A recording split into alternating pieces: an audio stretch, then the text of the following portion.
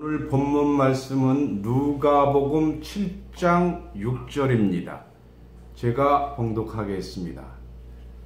주께서 가라사대 너희에게 겨자씨 하나일 만한 믿음이 있었다면 이 뽕나무더러 뿌리가 뽑혀 바다에 심기우리라 하였을 것이요 그것이 너희에게 순종하였으리라.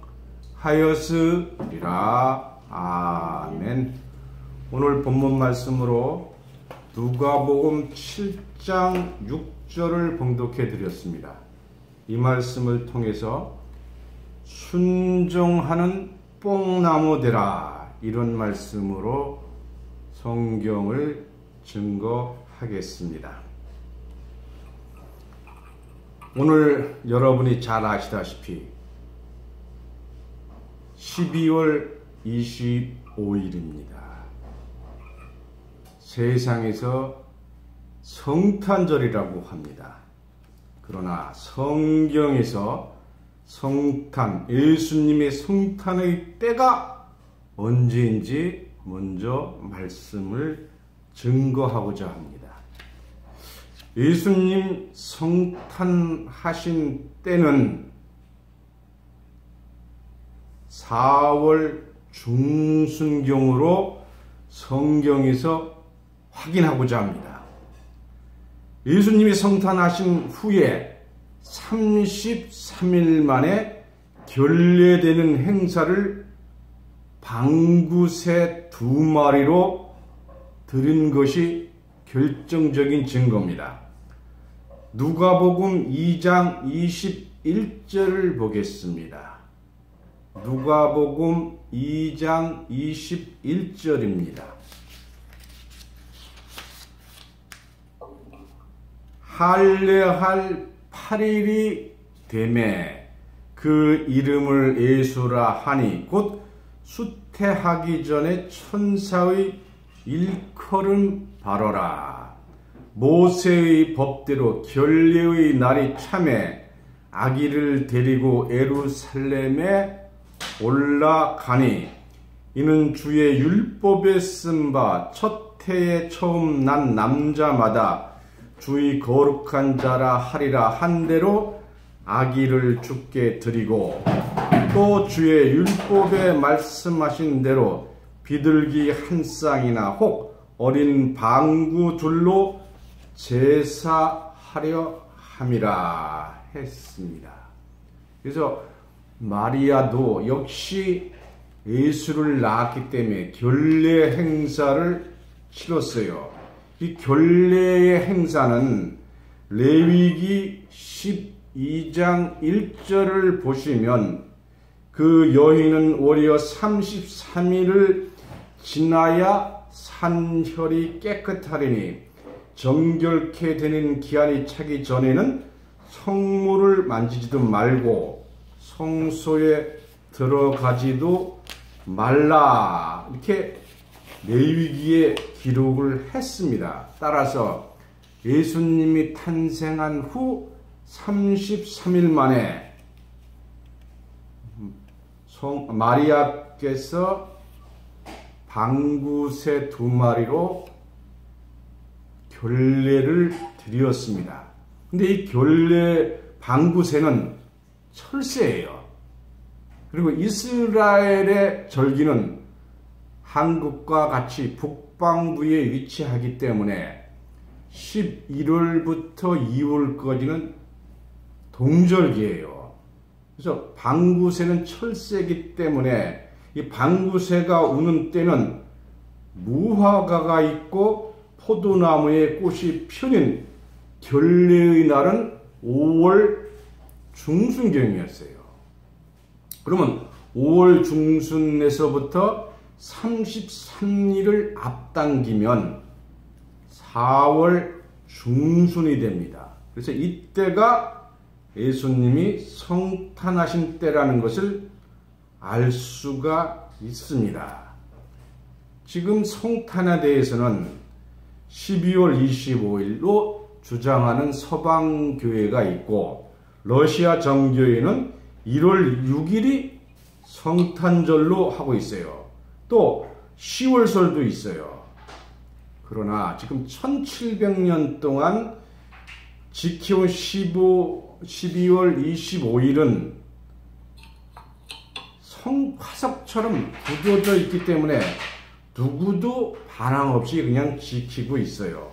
그러나 성경에 의해서 찾아진 성탄의 행사를 할 날이 오게 될 줄 믿습니다. 왜 그러냐 하면 영생은 유일하신 참 하나님과 예수 그리스도를 아는 것이라고 요한복음 17장 3절에 분명히 말씀하고 있기 때문에 여러분 역시 성탄을 정확히 깨닫는 자 되시기 바랍니다. 오늘 본문 말씀을 읽으면서 증거하겠습니다. 누가복음 17장 6절입니다.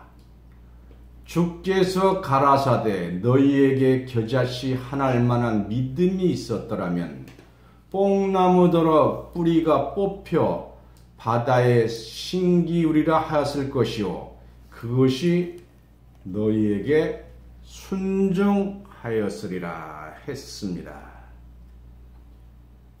뽕나무가 사람의 말을 알아들 수가 있나요?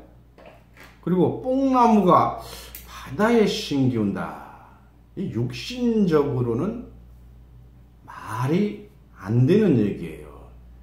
이 말씀은 마태복음 13장 34절처럼 비유의 말씀이에요.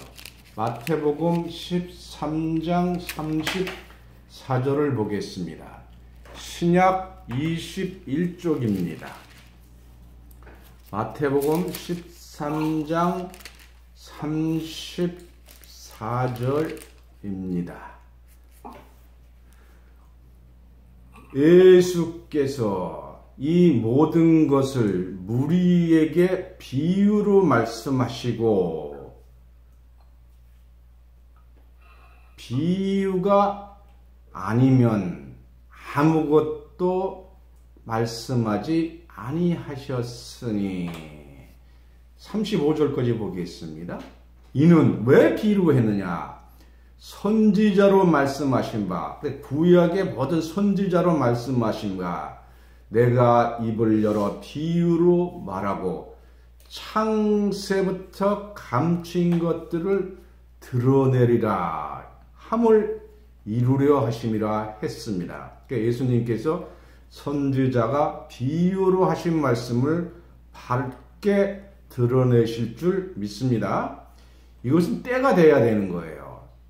요한복음 16장 25절을 보겠습니다. 신약 176쪽입니다. 요한복음 16장 25절입니다. 요한복음 16장 25절입니다.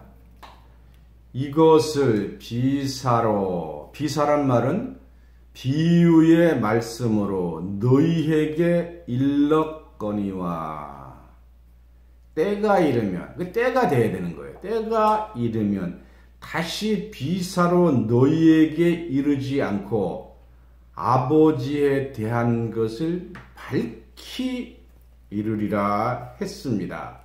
그래서 오늘 예수님은 비사로 말씀을 하셨지만 때가 되면 다시는 비사로 말하지 않고 실상으로 말씀하실 줄 믿습니다. 그래서 오늘은 겨자씨에 대한 믿음과 뽕나무가 바다에 심겨지는 실상이 무엇인가를 증거하겠습니다. 비사의 말씀을 비사로 깨닫는다면 그건 가치가 없는 것이죠. 이제는 비사를 실상으로 증거할 때 실상으로 깨닫는 시간 되시기 바랍니다. 오늘 본문 말씀 누가복음 17장 17장을 다시 보겠습니다. 누가복음 17장 본문 바로 앞에 17장 5절을 보겠습니다. 사도들이 주께 여짜오되 우리에게 믿음을 더하소서 하셨어요. 사도들도 스스로 믿음이 부족한 줄 깨닫고 믿음을 더 달라고, 믿음을 더 주시옵소서 그렇게 말씀하시니까 말씀하신 게 너희가 겨자씨만한 믿음이 있었더라면 이렇게 말씀을 했어요. 그러면 겨자씨만한 믿음이 어떤 믿음이냐 이거죠. 우리가 지금까지 겨자씨는 작으니까 아주 작은 믿음이라고 믿어왔습니다. 정말로 작은 믿음인지 어떤 믿음인지 오늘 깨닫는 시간 되시기 바랍니다. 우선 겨자씨는 1mm에서 1.5mm 정도 돼요. 아주 실보다도 가는 거죠. 이 실보다도 가난한 그 작은 믿음이 뽕나무가 바다로 심길 수 있겠느냐 이거죠. 겨자씨에 대한 믿음을 예수님이 말씀하신 게 있어요. 마태복음 13장 31절을 보겠습니다. 마태복음 13장 31절 신약 21페이지입니다.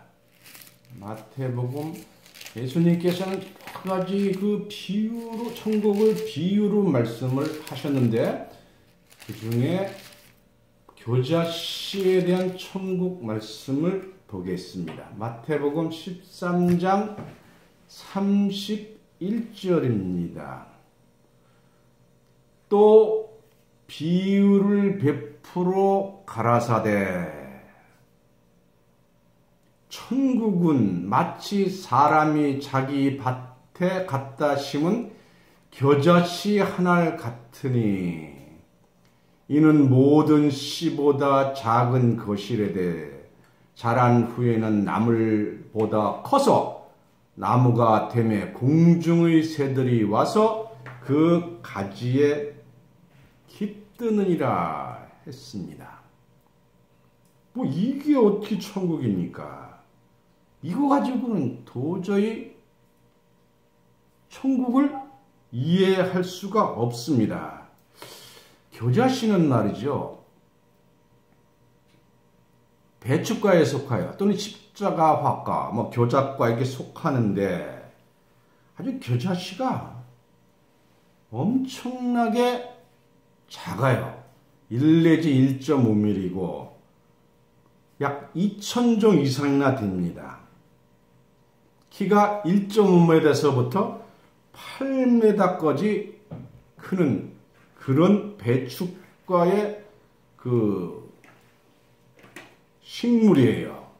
그리고 이 작은 씨가 봄철 한철에만 자라는데 자라는 속도가 엄청나게 빠릅니다. 근데 이 겨자나무에 새가 깃든다. 그리고 이 겨자의 새는 길가에 뿌리운 씨를 먹는 새예요. 근데 모든 씨는 씨 안에 핵이 들어있어요. 그 핵이 그 씨 껍데기에 있는 영양분을 먹고 자라게 됩니다. 이 핵이 바로 생명체예요. 이 가장 적은 씨가 1.5m에서 8m까지 크니까 생명이 폭발하는 것처럼 큰다. 이렇게 보는 거예요. 1mm가 1.5m까지 크니까 1000배 이상 자라는 겁니다. 모든 식물을 씨를 뿌리고 물을 주면 밤에 엄청나게 자라는 것을 볼 수가 있습니다. 그래서 오늘 이 증거되는 말씀이 겨자씨의 폭발처럼 자라는 그런 믿음을 가지게 되실 줄 믿습니다. 야, 세광교의 말씀이 엄청나구나가 아니고 정말로 폭발적인 본인의 신앙을 증가시키는 그런 말씀이라는 것을 깨닫기 바랍니다. 세상에 정치 얘기, 간증 얘기, 누룩을 잔뜩 넣어서 먹기 좋은 말씀의 떡을 드리지만 저희는 99.99% 말씀, 성경에서 성경을 통해서 말씀을 드리고 있습니다. 겨자 키의 꽃은 십자화 형상을 띠고 있어요. 노란색도 있고 여러 가지 색깔이 있습니다. 꽃 주머니 속에 겨자씨가 들어가 있어요. 겨자씨는 검정색, 하양색, 갈색, 흰색 여러 가지가 들어가 있죠. 그래서 이 씨를 갈아서 물을 개서 먹으면 냉면에 먹을 때 넣고 먹는 그 겨자가 됩니다. 이 휘발성이 있고 각종 류마티스라든가 신경통에 좋은 그런 겨자가 되겠습니다. 이 겨자씨가 폭발하는 신앙은 어떠한 신앙이냐? 이것은 설교자와 듣는 자가 하나가 될 때 가능한 거예요. 다시 말씀드리면 동일성과 동일한 감각을 갖고 폭발하는 신앙이 바로 겨자씨의 신앙인 줄 믿습니다. 노란색은 질투잖아요. 그래서 천국은 겨자씨와 같으니 했어요. 천국의 비밀을 안다면 가만 있을 수가 없지요. 많은 사람을 말씀을 전해야 될 줄 믿습니다. 이 새가 와서 깃든다는 것은 사단이 와서 먹는다는 거예요. 이 겨자씨의 믿음의 말씀은 성령의 역사예요. 말씀을 전하는 게 아닙니다. 생명을 전하는 말씀이라는 것을 깨닫기 바랍니다. 그래서 오늘 이 본문 말씀에 겨자씨의 믿음 했는데, 그럼 겨자씨의 믿음은 가지면 뽕나무로 바다로 옮겨진다 그랬어요. 뽕나무가 무엇을 상징하느냐 하서 뽕나무의 상징성부터 보겠습니다. 아모스 선지자가 뽕나무를 재배하다가 하나님의 부름을 받았어요. 아모스 5장 14절을 보겠습니다. 구약 1279쪽입니다. 구약 1279쪽 아모스 5장 14절을 보겠습니다. 아모스 5장 14절 15절입니다. 너희는 살기 위하여 선을 구하고 악을 구하지 말지어다. 만군의 하나님 여호와께서 너희 말과 같이 너희와 함께 하시리라. 너희는 악을 미워하고 선을 사랑하며 성문에서 공의를 세울지어다. 만군의 하나님 여호와께서 혹시 요셉의 남은 자를 긍휼히 여기시리라 했습니다. 이 아모스 선지자의 말씀은 강력한 심판의 말씀이에요. 아모스 4장 1절입니다. 아모스 4장 1절.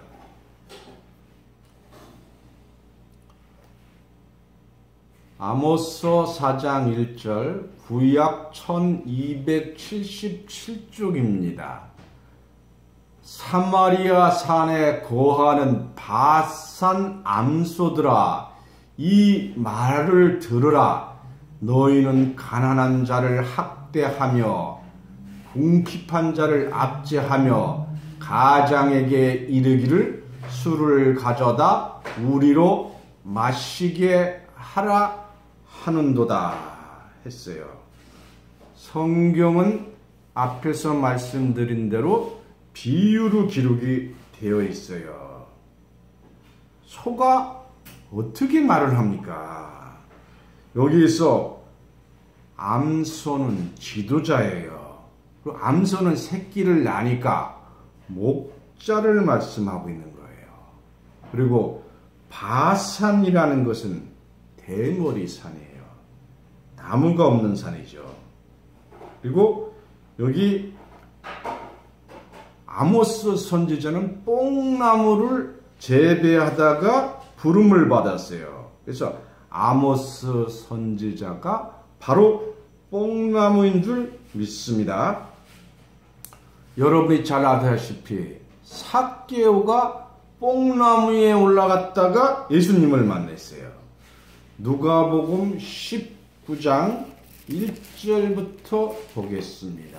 누가복음 19장 1절.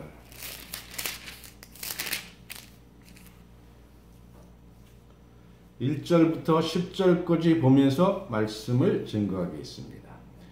예수께서 여리고로 들어가시니라. 삭개오라 이름한 자가 있으니 세리장이요 또한 부자라. 바로 삭개오는 세리, 지금으로 말하면 세무서의 장이에요. 그리고 얼마나 부자겠습니까?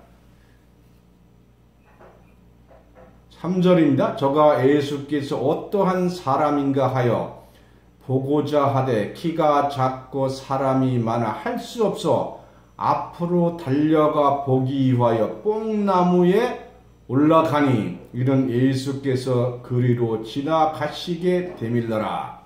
5절입니다. 예수께서 그곳에 이르사 우러러 보시고 이르시되 삭개오야 속히 내려오라. 내가 오늘 네 집에 유하겠다 하시고 급히 내려와 즐거워하며 영접하거늘. 7절입니다. 무사람이 보고 수군거려 가로되 저가 죄인의 집에 유하러 들어갔도다 하도다. 죄인은 삭개오는 죄인이라고 사람들이 욕을 했어요. 그런데 삭개오가 뽕나무에 내려온 후에 어떤 행동을 했느냐 하는 거예요. 8절입니다. 삭개오가 서서 주께 여짜오되 주여 보시옵소서 내 소유의 절반을 가난한 자들에게 주겠으며 자기 재산의 반을 준다는 거예요. 이건 보통 믿음 갖고는 할 수가 없는 거예요. 만일 네 것을 토색한 일이 있으면 4배나 갚겠나이다. 뽕나무에서 내려오고 이런 엄청난 행동을 한 사람이 바로 삭개오예요. 예수께서 이르시되 오늘 구원이 이 집에 이르렀으니 이 사람도 아브라함의 자손이로다. 하나님께서 예수님을 통해서 삭개오의 구원을 약속하시잖아요. 이런 엄청난 바로 뽕나무에 올라갔던 삭개오가 바로 뽕나무였던 겁니다. 바로 아모스 선지자와 삭개오는 뽕나무였어요. 아모스 선지자가 뽕나무 농사를 지었어요. 뽕나무 농사를 왜 짓습니까? 누이를 키우기 위해서 짓는 거잖아요.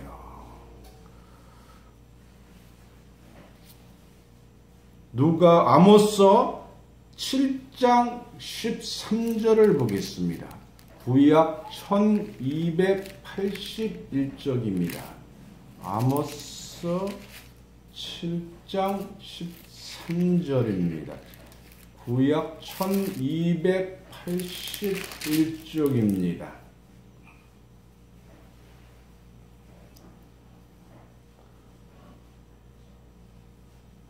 구약 1281쪽 아모스 7장 13절입니다.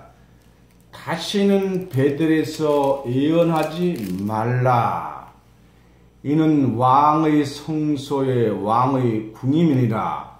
아모스가 아마사에게서 대답하여 가로되 나는 선지자가 아니며 선지자의 아들도 아니요 나는 목자요 뽕나무를 배양하는 자로서 양떼를 따를 때 여호와께서 나를 데려다가 내게 이르시기를 가서 내 백성 이스라엘에게 예언하라 하셨나니 이렇게 했어요. 바로 아모스 선지자는 뽕나무를 키운 자인데 예언자였습니다. 삭개오는 뽕나무에서 내려온 후에 자기 재산의 절반을 바쳤어요. 그래서 이 뽕나무라는 것은 누에를 재배하기 위해서 하는 거예요. 누에는 어떻습니까? 뽕만 먹어요. 근데 성경에 신기한 말씀이 하나가 있어요. 뽕나무의 발자국 소리가 들림으로써 다윗이 승리하는 역사가 있었어요. 사무엘하 5장을 보겠습니다. 사무엘하 5장을 보겠습니다. 구약 사무엘하 471쪽입니다. 사무엘하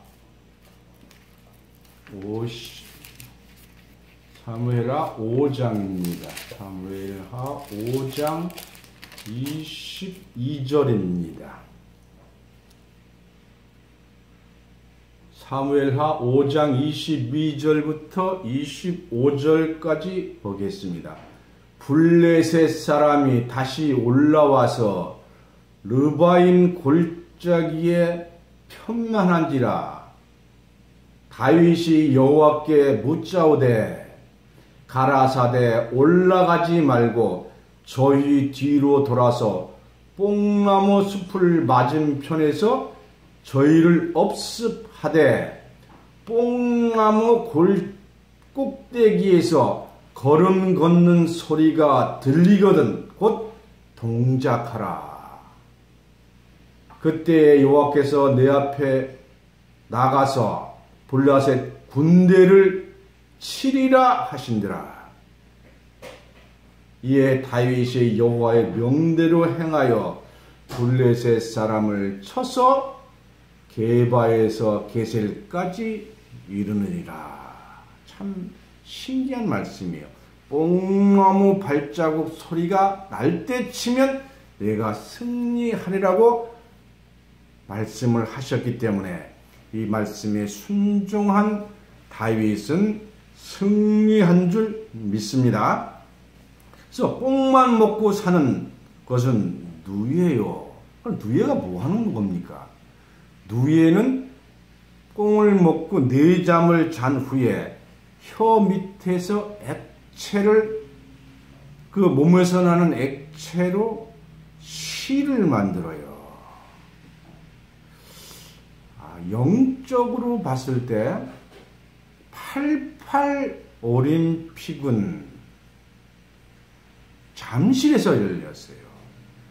잠실이라는 말은 2조 초기에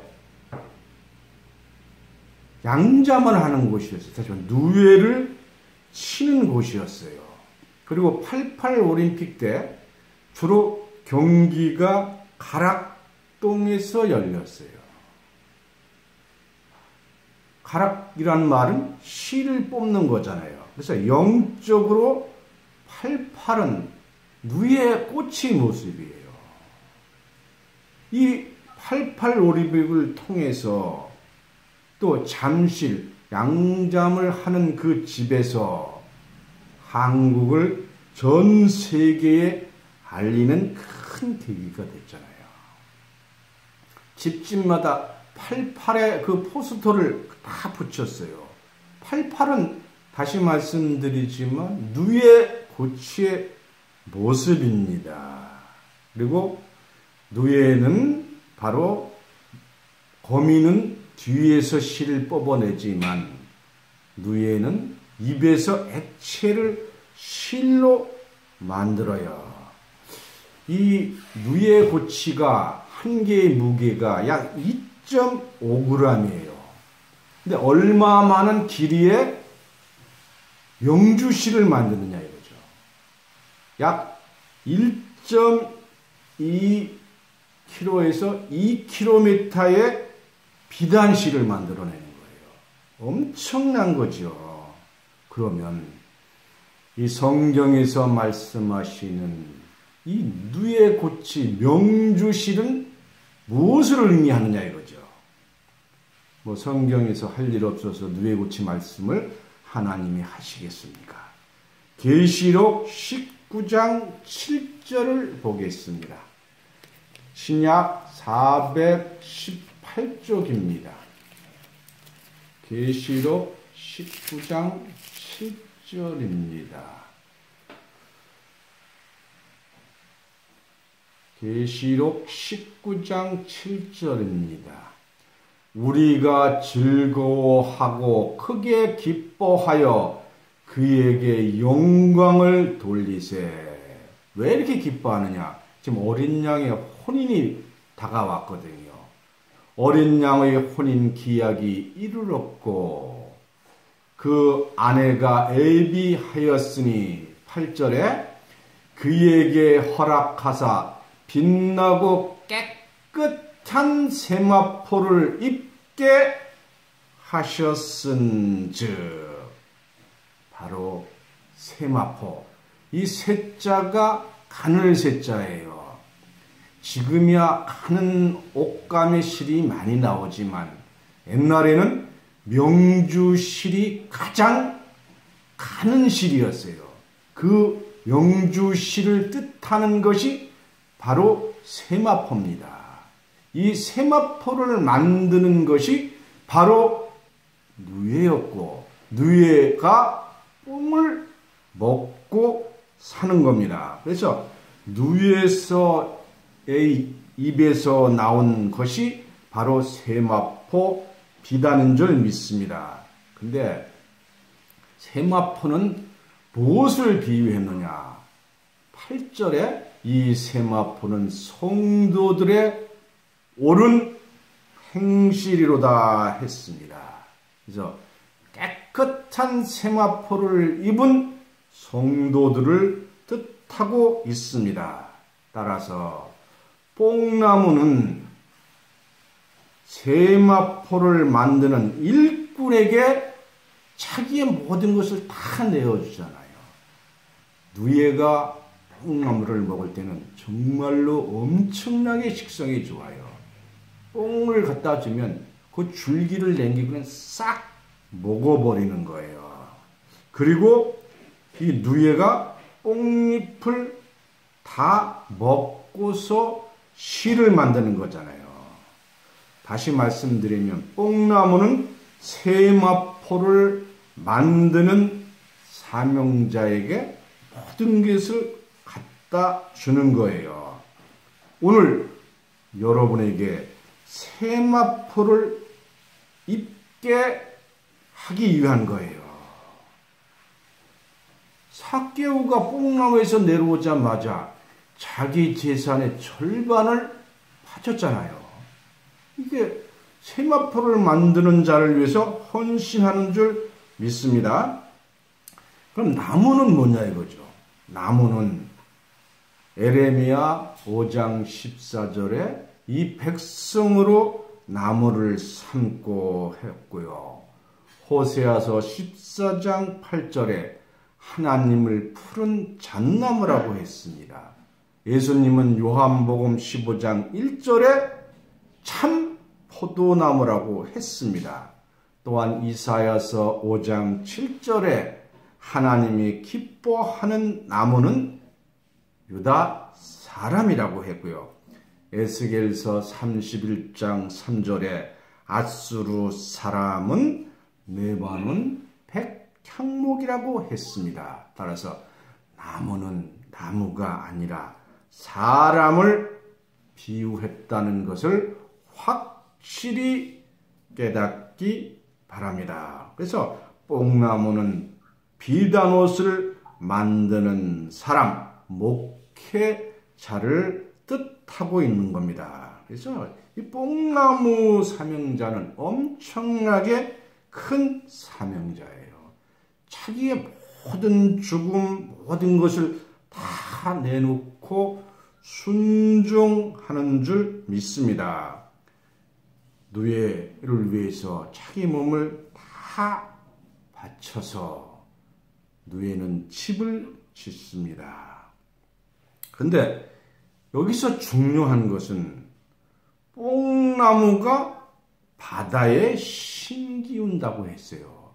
바다는 짜기 때문에 나무가 살 수가 없습니다. 이 바다라는 것이 그럼 뭐냐?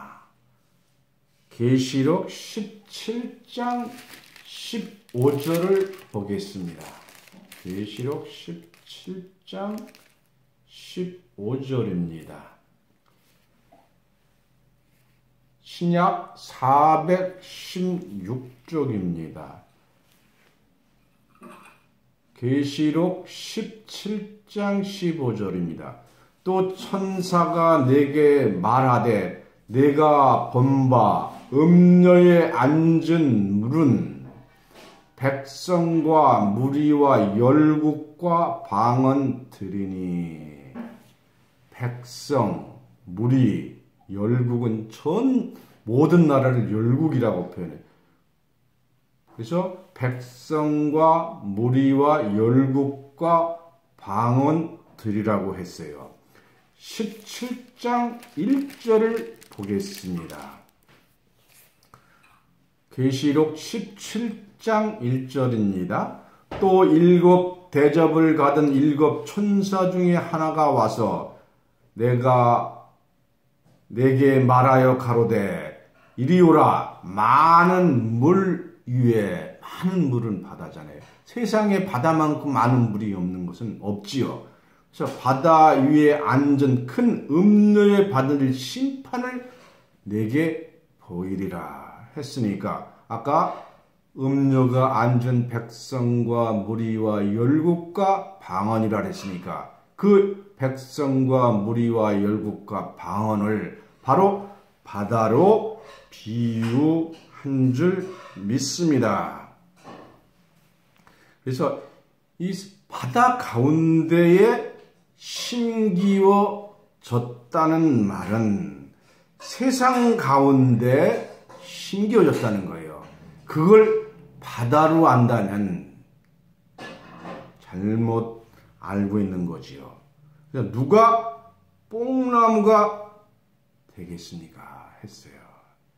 이 참목자, 세상 가운데 뽕나무로서 바다 가운데, 세상 가운데 심겨지는 사명자가 참 목자인 줄 믿습니다. 그 참 목자를 오늘 바로 삭개와 아모스와 같은 선지자를 빙자해서 말씀하신 줄 믿습니다.